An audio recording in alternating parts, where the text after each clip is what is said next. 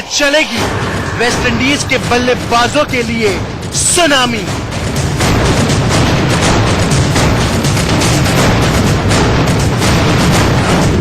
सत्तर 80 की कैरेबियन गेंदबाजी को विराट देंगे सलामी।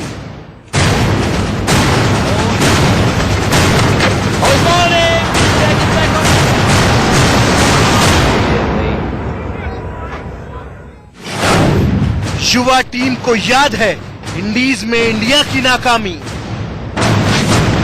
That's a good delivery. A little edge on it from Marsh and he goes. Oh, there's a big edge there and he's out. Virat का plan super 30। Cricket के मैदान पर फिर से लौट के आ रहा है 70 और 80 के दशक का जमाना, लेकिन इस बार भारतीय गेंदबाज लगाएंगे कैरेबियन बल्लेबाजों पर निशाना। नमस्कार, आप देख रहे हैं हमारी ये खास पेशकश और मैं हूं राजीव मिश्रा। आज बात करेंगे भारतीय तेज गेंदबाजों की जो उस पुराने समय को क्रिकेट के मैदान पर वापस लाएंगे। उस समय की हम बात करेंगे जिस समय 70 और 80 के दशक में वेस्टइंडीज के तेज गेंदबाज भारतीय बल्लेबाजों को बैकफुट पर रखते थे और अक्सर उनके निशाने पर भारतीय बल्लेबाजों के ये हेलमेट होते थे या तो उनकी बॉडी पर लगातार गेंदें लगती थी। कुछ तेज गेंदबाजों से हम आपको रूबरू करा देते हैं 70 और 80 के दशक की। अगर हम बात करें तो माइकल होल्डिंग, एंडी रॉबर्ट्स, इसके अलावा कॉलिन क्राफ्ट, जोल गार्नर, ये तमाम ऐसे गेंदबाज हैं जो 150 के आसपास की रफ्तार से गेंदबाजी करते थे और भारतीय बल्लेबाजों को एक बड़ा इम्तिहान देने पे मजबूर करते थे इस 22 गज की पट्टी पर। और अब हम बात अगर आज के दौर की करें, आज के क्रिकेट के मैदान पर भारतीय तेज गेंदबाजों की करें तो कुछ ऐसे चेहरे आपके सामने नजर आएंगे। वो चाहे जसप्रीत बुमराह की बात करें जो टेस्ट क्रिकेट में खेलते नजर आएंगे, मोहम्मद शमी की हम बात कर लें, ईशांत शर्मा की बात करें, नवदीप सैनी की बात करेंगे, ये जो चेहरे लगातार बदल रहे हैं आपके सामने, ये सभी चेहरे क्रिकेट के मैदान पर उसी समय को वापस ला रहे हैं। लेकिन फर्क बड़ा है, इस बार वेस्टइंडीज के बल्लेबाजों के हेलमेट और सिर उनके निशाने पर होंगे, बॉडी लाइन गेंदबाजी आपको देखने को मिलेगी और शायद आपके अंदर जो वो सुकून है उस सुकून को आप महसूस कर पाएंगे, क्योंकि जो कुछ भारतीय बल्लेबाजों ने झेला है अब शायद समय आ गया है कि वेस्टइंडीज के बल्लेबाजों को सबक सिखाया जाए क्रिकेट के मैदान पर। ये भारतीय तेज गेंदबाज कितने असरदार होंगे, इस पर चर्चा करने के लिए निखिल चोपड़ा हमारे साथ क्रिकेट के मैदान पर। मैं चाहता हूं निखिल आप जरा मैदान पर वापस आ जाएं और बहुत बचते हुए आप आ रहे हैं, हालांकि अब उस तरह का बॉलिंग अटैक वेस्टइंडीज के सामने नहीं है। इनसे हम चर्चा आगे शुरू करें उससे पहले आपको दिखाते हैं कि इस हेलमेट पर जब ये वाइड बॉल लगेगी तो आवाज कैसी आएगी, क्योंकि क्रिकेट के मैदान पर इन दिनों जब हेलमेट में बॉल लगी है कुछ ना कुछ बड़ी घटना हुई है और इस बार दिक्कत यह है कि वेस्टइंडीज के बल्लेबाजों के हेलमेट निशाने पर हैं और सामने होंगे भारतीय तेज गेंदबाज।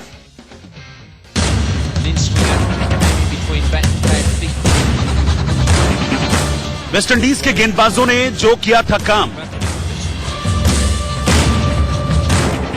वही इतिहास दोहराने के लिए टीम इंडिया में विराट ने बना दिया है सुपर 30 का plan. Black and white picture में जो फिल्म कैरेबियाई गेंदबाज दिखाते हैं वही अब कलर में बदलकर भारतीय गेंदबाज के नाम से सुपरहिट होने वाली है। अगर मैच में कई बार मैं धीरे रखता हूं तो बुमराह मुझे चलाता है, चलो इंजन गर्म कर लो और मैं एकदम जोर की मेरी आवाज भी निकलती है बॉलर में, हाँ। और स्पीड आ रही है 130। बुमराह कह रहा 2 बॉल के बाद कह रहे इंजन गर्म नहीं हुआ क्या अभी तक। फिर उसके बाद अच्छा बूम डाले आए 140। मैंने कहा बूम तेरी भी 140 आ रही है। बूम को आ गुस्सा, बूम ने अपना स्कूटर स्टार्ट कर दिया।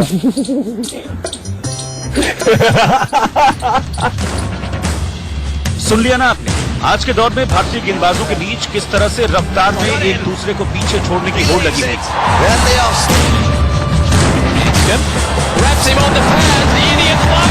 इसलिए अब Andy Roberts, Michael holding, Malcolm martial जो काम भारतीय बल्लेबाजों के साथ किया करते थे, अब समय का पहिया घूमने के बाद भारतीय गेंदबाजों के निशाने पर इंडीज के बल्लेबाजों के हेलमेट आ चुके हैं।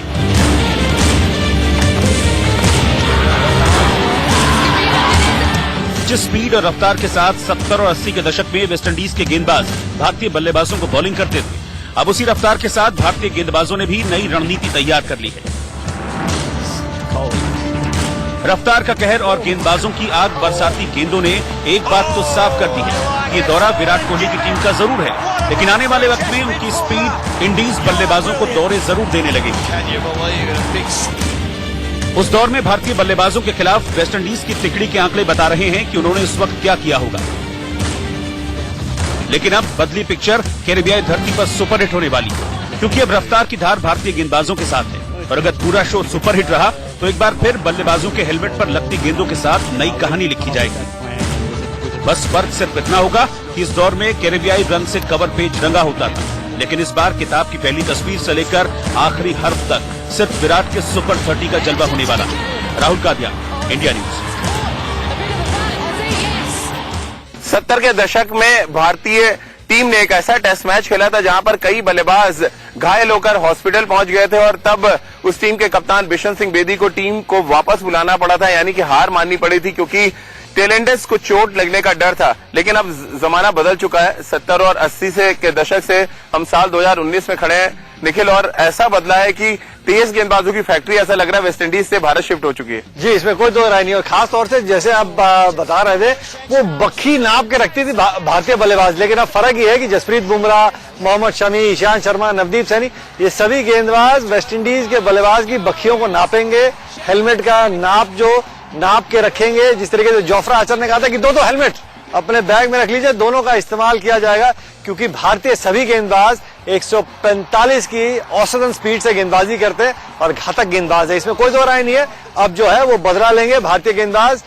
जिस तरीके से भारतीय गेंदबाज पहले स्पिनर हमेशा हावी होते थे, लेकिन इस बारी तेज गेंदबाज हावी होंगे। लेकिन निखिल, आपको लग रहा है कि 70 और 80 के दशक में जिस तरह से 3 क्वार्टर गेंदबाजी होती थी, बॉल अंदर आता था, रिफ्ट में लगता था, वो लेसन सीख के इंडियन बॉलर्स आए। हमने वर्ल्ड कप के मैचेस में भी देखा किस तरह से शॉर्ट पिच गेंदबाजी का इस्तेमाल हुआ। और क्योंकि वेस्टइंडीज के जो बल्लेबाज हैं फ्रंट फुट पे ज्यादा बड़े शॉट्स खेलने की कोशिश करते हैं, ये बॉडी लाइन गेंदबाजी भी करते नजर आएंगे हमारे गेंदबाज, वो चाहे T20 फॉर्मेट हो या टेस्ट मैच हो। देखिए, जसप्रीत बुमराह का जिस तरीके से एक्शन है, राजीव भाई बिल्कुल सही कहा आपने कि शॉट ऑफ गुड लेंथ, थोड़ा दूर रख के उनका जो स्टॉक बॉल है वो शरीर की तरफ आता है। और अब उनकी जो एक गेंदबाज है, जो एक गेंद है जो परेशान करती है सभी बल्लेबाजों को, कि जो अपनी लाइन पकड़ के सीधी निकल जाती है, हल्का सा पिच होने के बाद दिशा बदलती है, तो वहां पे डाउट क्रिएट होता है बल्लेबाज। और जिस तरीके से मोहम्मद शमी का सीम पोजीशन बहुत शानदार रहता है। बैट्समैन को सेटअप करते हैं, पहले बैकफुट पे धकेलते हैं, फिर आगे डालते हैं जब बॉल सीम करता है। तो रणनीति के तौर पे भी और जिस तरीके से भारतीय गेंदबाज के पास अनुभव है, सभी वेस्टइंडीज के बल्लेबाजों को परेशान करेंगे। चलिए, हमारे साथ रितेंद्र सिंह सोडी भी जुड़ रहे हैं, उनको भी इस चर्चा में शामिल कर लेते हैं। रितेंद्र, वेस्टइंडीज के गेंदबाजों का एक समय पे खौफ था और क्रिकेट के मैदान पर जब भी सफेद जर्सी में तेज गेंदबाजों का जिक्र होता है, खासतौर से 70 और 80 के दशक में, और लाल गेंद हाथ में हो तो फिर चेहरे जोल गार्नर के याद आते हैं, चेहरा माइकल होल्डिंग का जहन में आता है, चेहरा और डिसेप्टिव बाउंसर्स की बात करें तो एंडी रॉबर्ट्स का चेहरा जहन में आता है। अब आपको क्या लग रहा है, आंख बंद जब वेस्टइंडीज के बल्लेबाज कर रहे होंगे, तो क्या आपको लग रहा है बुमराह, शमी, नवदीप सैनी जो अभी यंग है और बिल्कुल फ्रेश हैं इंटरनेशनल क्रिकेट में, इन सभी का चेहरा जहन में आएगा? क्योंकि 150 प्लस की रफ्तार से गेंदबाजी करते हैं ये सारे गेंदबाज। जी हाँ राजीव, आपने सही कहा, क्योंकि एक समय ऐसा था कि वेस्टइंडीज के बॉलर्स हमारे बल्लेबाजों की आंखें बंद करवाते थे। कोई भी प्रतिद्वंदी हो वेस्टइंडीज के खिलाफ, उसके सामने बाउंसर्स की बारिश होती थी। लेकिन अब ऐसा नहीं है। अब ये काम करेगी भारतीय टीम, क्योंकि हमारे पास बुमराह है, हमारे पास ईशांत शर्मा है, हमारे पास मोहम्मद शमी है, उमेश यादव है, खलील अहमद है, सैनी जा रहे हैं। तो जो ये बंच है ना, ये बहुत जबरदस्त है। तेज रफ्तार से गेंदबाजी करते हैं, स्विंग हमारे पास है। तो अब विराट कोहली के पास बहुत सी ऑप्शंस हैं और मुझे पूरा भरोसा है कि फास्ट बॉलर्स अपना जौहर दिखाएंगे वेस्टइंडीज में। और हम जो ये तीनों फॉर्मेट्स खेलने वाले हैं वेस्टइंडीज में, अब कुछ ही दिनों में जीत हमारी पक्की है। रितेंद्र, अभी अब निखिल कह रहे थे कि 2-2 हेलमेट रख लेने चाहिए वेस्टइंडीज के बल्लेबाजों को, आपको लग रहा है वाकई रख लेने चाहिए? क्योंकि बहुत एग्रेशन है हमारे तेज गेंदबाजों में, कैप्टन भी एग्रेसिव है और वो तो सीधे यही कहते हैं कि हेलमेट को तोड़ो। तो आपको लग रहा है हेलमेट या तो 2 हेलमेट रखें, या तो फिर आपको क्या लग रहा है बैट को पहला डिफेंस का माध्यम बनाया वेस्टइंडीज? क्योंकि ये सीरीज बिल्कुल अलग हटके होने वाली है। एक तो वेस्टइंडीज हम वर्ल्ड कप हार के आ रहे हैं और दूसरा सामने एक ऐसी टीम है जिसने हमें बहुत दर्द दिया है मैदान पर। राजीव, मैं बिल्कुल इत्तेफाक रखूंगा निखिल से, 2-2 हेलमेट का 4-4 हेलमेट चाहिए, क्योंकि एग्रेशन हमारे फास्ट बॉलर्स में है, तेज रफ्तार से डालते हैं। और वेस्टइंडीज की बल्लेबाजी अब वो बल्लेबाजी नहीं है जो हम बात करते थे 7-8 साल पहले। इनके पास ऐसे प्लेयर्स नहीं हैं जो अच्छे फास्ट बॉलर्स का सामना कर सके, तो वहां पे बहुत एडवांटेज है भारत को। और जिस तरह बुमराह लय में दिख रहे हैं, जिस तरह मोहम्मद शमी, उमेश यादव लय में है, मुझे ऐसा लग रहा है तमाम मुश्किलें हो सकती हैं वेस्टइंडीज के लिए। उनको अच्छी टेक्निक दिखानी होगी। और अभी जैसे बात हो रही है विराट कोहली के एग्रेशन की, तो अब ये जो कॉम्बो है ना, ये जबरदस्त है। फास्ट बॉलर्स आपके पास तेज हैं, कप्तान आपके पास एग्रेसिव है, तो बाउंसर्स तो अब बहुत दिखेंगी। और वेस्टइंडीज के बल्लेबाज बचेंगे कैसे, ये अब समय बताएगा। लेकिन मैं चाहूंगा जरा हेलमेट आप लें और जरा बॉल से आवाज निकाल के एक बार बता दें, क्योंकि बड़ा इंटरेस्टिंग होता है जब बॉल हेलमेट में लगता है। और ये कॉन्फिडेंस कितना शेक करता है किसी भी बल्लेबाज का। आपको इंटरेस्टिंग लगता है जिस बैट्समैन के सर पे गेंद लगती है, हेलमेट आवाज आती है, उससे पूछे कितना इंटरेस्टिंग है कि नहीं है।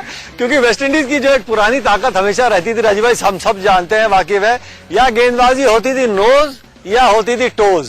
क्योंकि 6.5 फुट कद के गेंदबाज जब कान के पास से गेंद निकालते हैं तो बैट्समैन हमेशा बैकफुट पे चला जाता है, फिर उनको सेटअप करने के लिए यॉर्कर डाले जाते थे। लेकिन जो ये आवाज आती है ना, ये अच्छे बैट्समैनों को एक तो हिला देती है, आपके कॉन्फिडेंस को तोड़ेगी। और ये आवाज जो गूंजती है, ये पता कहां तक जाती है? जो बल्लेबाज ड्रेसिंग रूम में बैठे होते हैं ना, ये उनके कानों तक आवाज जाती है कि जो आने वाला अगला बल्लेबाज है कि भाई फ्रंट फुट पे आगे नहीं जाने देंगे। अगर गेंद ड्राइव के लिए चाहिए तो गाड़ी हायर कर लो, जैसे सनी भाई कहते हैं। बिल्कुल, गाड़ी हायर कर लो। विराट कोहली भी कुछ इसी तरह का संदेश देकर वेस्टइंडीज रवाना हुए हैं। क्या कुछ कहा उन्होंने अपने बॉलिंग अटैक के बारे में और अपने तेज गेंदबाजों पर कितना डिपेंड कर रहे हैं विराट कोहली इस दौरे पर, आइए वो सुन लेते हैं। A very exciting opportunity for all the guys who are stepping in for the first time. The ODI side is more or less, balanced. We've been doing really well. The test side, it's needless to say the kind of performances we have put in. So I'm particularly excited about the first three T20s because, as I said, lot of players coming in. तो आपने भी सुना, T20 series से दौरे का आगाज होगा। Florida में पहले 2 मैचेस खेले जाएंगे और वहां पर नए तेज गेंदबाज आपको नजर आएंगे। दीपक चहर, नवदीप सैनी, इसके अलावा खलील अहमद जिनकी वापसी हो रही है, और साथ में भुवनेश्वर कुमार का एक्सपीरियंस होगा। इन चारों गेंदबाजों की अगर बात करें और सीरीज के पहले मैच की बात करें, रितेंद्र, कितना इंपॉर्टेंट आपको लग रहा है इन तेज गेंदबाजों पे? आपको लग रहा है प्रेशर होगा या आपको लग रहा है ये बिंदास क्रिकेट खेलेंगे? क्योंकि ये सारे इनमें से ज्यादातर गेंदबाज इंडिया ए के लिए वेस्टइंडीज में खेल रहे थे अभी। जी हाँ राजीव, ये बहुत इंपॉर्टेंट सवाल है क्योंकि इंडिया ए के लिए फास्ट बॉलर्स खेल रहे थे वेस्टइंडीज में। प्रेपरेशन अच्छी होगी, इनको कंडीशंस का अंदाजा है, क्योंकि बहुत इंपॉर्टेंट होता है जब आप बाहर के कंट्री जाते हैं, उनकी पिचेस में बॉलिंग करते हैं, आप कौन सा टप्पा पकड़ते हैं, कौन सी लय पकड़ते हैं, तो उसको प्रेपरेशन कहते हैं। बुमराह के पास तमाम एक्सपीरियंस है, मोहम्मद शमी के पास एक्सपीरियंस है, और जो ये युवा प्रतिभा जा रहे हैं इनके पास एक्सपीरियंस इसलिए है क्योंकि अब हाल ही में इन कंडीशंस में ये लोग खेले हैं। तो एडवांटेज पूरी तरह भारत के साथ है और मुझे तो यही लग रहा है कि ये अपॉर्चुनिटी बड़ी है युवाओं के लिए, और अपॉर्चुनिटी को पूरे दोनों हाथों से लपकें, क्योंकि जो ये अपॉर्चुनिटी है, ये मौका है ना, ये बार बार जिंदगी में दरवाजा नहीं खड़काता है। तो अब सिलेक्टर्स ने बड़ा मौका दिया है और बस इसको आप लपकिए और अपनी जो सीमेंट करते हैं हम प्लेस इंडियन टीम में, उसको करिए, बहुत साल भारत के लिए खेलिए और भारत को जिताइए। लेकिन ये कितना बड़ा एडवांटेज आप देख रहे हैं जो अभी भारतीय ए टीम का जो दौरा हुआ है वेस्ट इंडीज का, जहां पर हमारे गेंदबाजों ने बहुत अच्छा किया है। नवदीप सैनी, खलील अहमद सीधे वहां से इंडियन टीम को ज्वाइन करेंगे।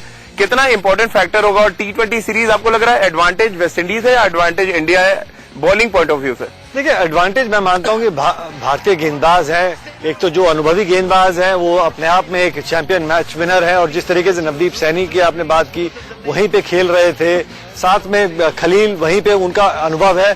बड़ा फर्क होता है जब आप एक मैदान में खेल रहे होते हैं या एक देश में खेल रहे होते हैं। गेंदबाज के लिए आसान हो जाता है, उनको पता चल जाता है कि क्या गुड लेंथ एरिया है और उनका एवरेज जो लेंथ है वो कितना आगे डाल सकते हैं कि जहां छक्का लगना बैट्समैन के लिए आसान हो जाता है, उससे थोड़ा सा दूर रखना है। तो ये छोटी छोटी बारीकियां जब आप खेलते रहते हैं ना, तो वो अनुभव आपके जहन में आता है। इसलिए मैं कह रहा हूं भारतीय गेंदबाज बड़े अच्छे अंदाज में संभल के सबको परेशान करेंगे, क्योंकि वहां पे खेल रहे थे। और खलील जिस तरीके से उन्होंने पिछले कुछ मुकाबले खेले हैं IPL के, और उसके बाद जब इंडिया ए के लिए खेल रहे थे, वो अच्छे लय में नजर आ रहे हैं। तो उसी कॉन्फिडेंस के साथ, उसी फॉर्म के साथ वो गेंदबाजी करना चाहेंगे। तो इसमें कोई शक नहीं निखिल कि पिछले 2 सालों से भारतीय तेज गेंदबाजों ने लगभग हर क्रिकेट प्लेइंग कंट्री में जाकर महफिल लूटने का काम किया और कोई बड़ी बात नहीं। वेस्टइंडीज में भी भारतीय तेज गेंदबाज कुछ ऐसा ही करते नजर आए, लेकिन सवाल बड़ा यह है कि वेस्टइंडीज के तेज गेंदबाज क्या करेंगे। कॉटरेल को छोड़ दें और थॉमस को छोड़ दें तो कोई ऐसा नाम नहीं है जो भारतीय बल्लेबाजों के लिए बड़ा खतरा नजर आए। अब कॉटरेल जो बाएं हाथ से गेंदबाजी करते हैं और उन्होंने अच्छी गेंदबाजी की है वर्ल्ड कप में, उनके खिलाफ और वेस्टइंडीज के बाकी तेज गेंदबाजों के खिलाफ क्या कुछ रणनीति होगी भारतीय बल्लेबाजों की, वो देखिए हमारी इस खास रिपोर्ट में।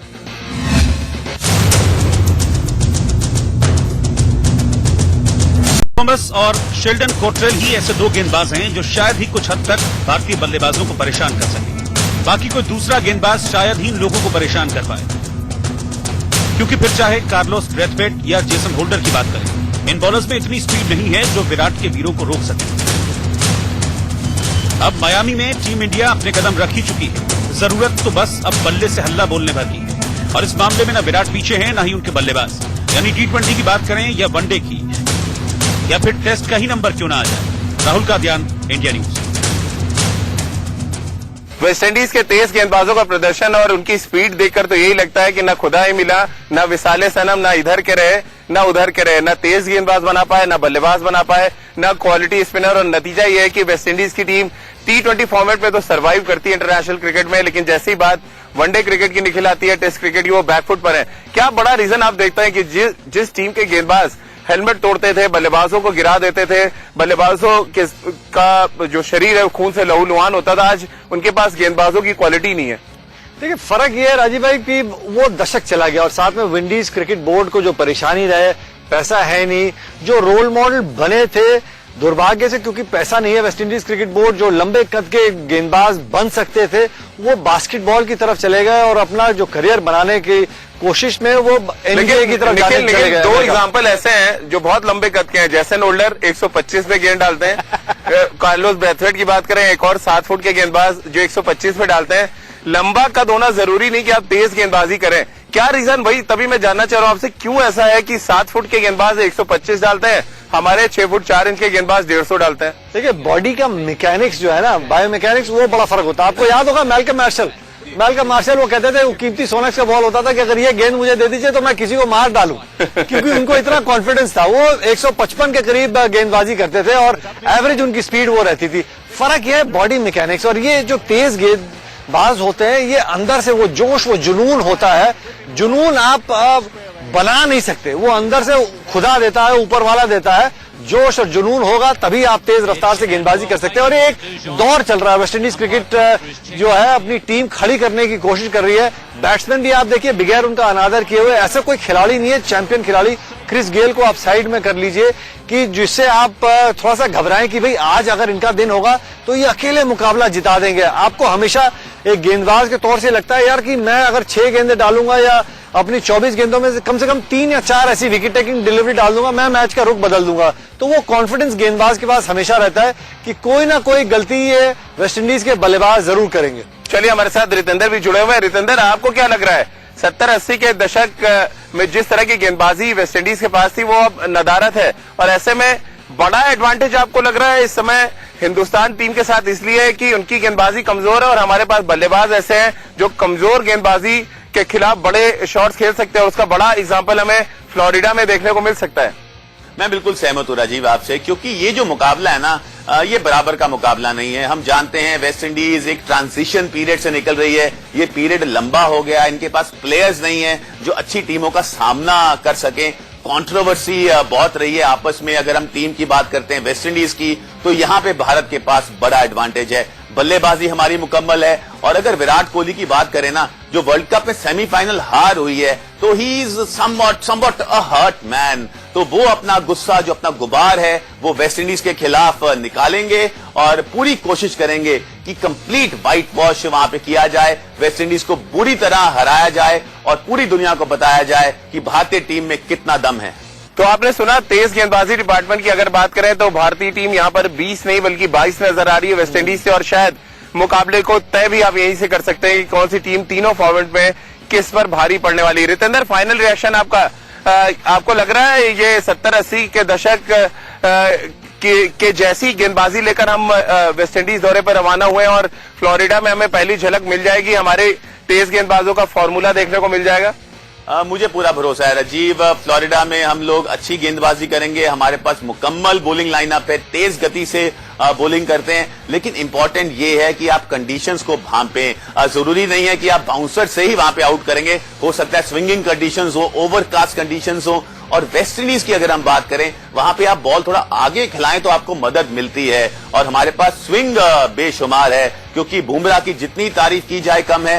वो पूरी कोशिश करेंगे कि आगे खिलाया जाए, उनके पास उसके बाद एक बाउंसर है जिससे वो बल्लेबाज को पीछे धकेल सकते हैं, तो तमाम मुश्किलें हो सकती हैं वेस्ट इंडीज बल्लेबाज को। और ये अगर आप मुझसे पूछें, टेस्ट मैच 3 दिन में खत्म होगा भारत के हक में। चलिए रितेंद्र, फाइनल कमेंट अब निखिल से ले लेते हैं। निखिल हमारे साथ इस क्रिकेट के मैदान पर है।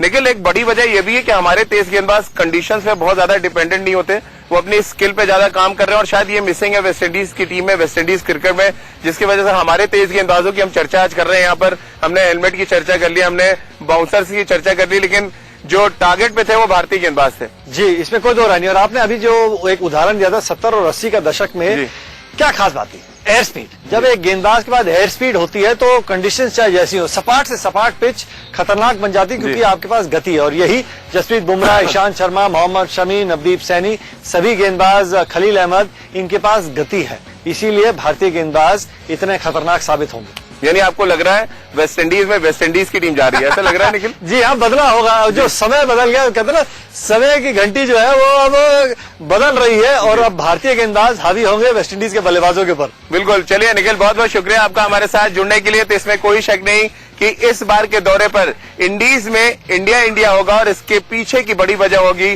भारतीय तेज गेंदबाज। तो पीसीएल मैदान से हमारी इस खास पेशकश में फिलहाल इतना ही।